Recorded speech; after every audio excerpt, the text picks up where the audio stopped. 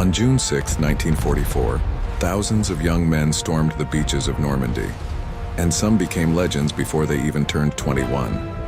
Operation Neptune, the opening assault of D-Day, was the largest amphibious invasion in human history.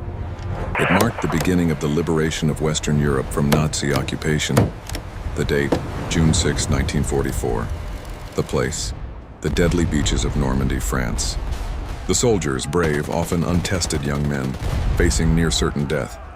Among them were the American, British, and Canadian forces, each tasked with capturing heavily fortified German positions. These soldiers confronted machine gun nests, barbed wire, mines, and relentless artillery fire.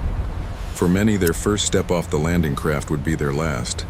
The Utah and Omaha beaches were particularly deadly. German bunkers lined the cliffs, their guns cutting down waves of men before they could even reach the sand. The water churned with debris, bodies, and blood. Yet amidst the chaos, countless acts of heroism emerged. Private First Class Richard Winters, a young officer in the 101st Airborne, led his men with calm precision. Paratroopers were dropped behind enemy lines in the dark, scattered across fields and forests. Many landed miles from their objectives, alone and surrounded by enemies. Yet Winters organized them, captured strategic positions, and inspired men who could have easily succumbed to panic. At Omaha Beach, soldiers like Carwood Lipton and Rufus Bratton crawled through machine gun fire, carrying wounded comrades to safety. They improvised tactics on the fly, using smoke, grenades, and sheer willpower to push forward.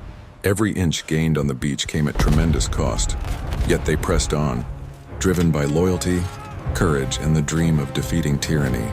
The storming of the beaches was just the beginning. After securing a foothold, soldiers fought through hedgerows, villages, and forests, facing ambushes, snipers, and booby traps. The Battle of Normandy stretched for weeks, testing endurance, leadership, and resilience. Among the lesser-known heroes was Audie Murphy, before his legendary actions in 1945. He was present during European campaigns, taking part in Sicily and Italy operations, earning his first Silver Star for acts of courage that saved lives under fire. Every soldier on D-Day played a role in history.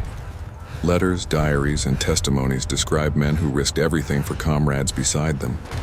Some carrying wounded across open fields, others providing covering fire while their units regrouped. These acts didn't make headlines immediately, but they turned the tide of war.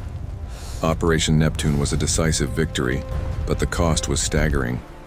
Thousands of Allied soldiers were killed or wounded. Yet the bravery displayed that day remains a testament to courage, leadership, and sacrifice. The Normandy invasion reminds us that heroism isn't about fame. It's about choices made under fire. The men who stood tall when the world demanded courage, and the young soldiers who never wavered in the face of death. This untold story of D-Day celebrates those acts of quiet, deadly, and life-saving courage, the backbone of victory in World War II. Every soldier, every decision, every step on those beaches shaped history forever.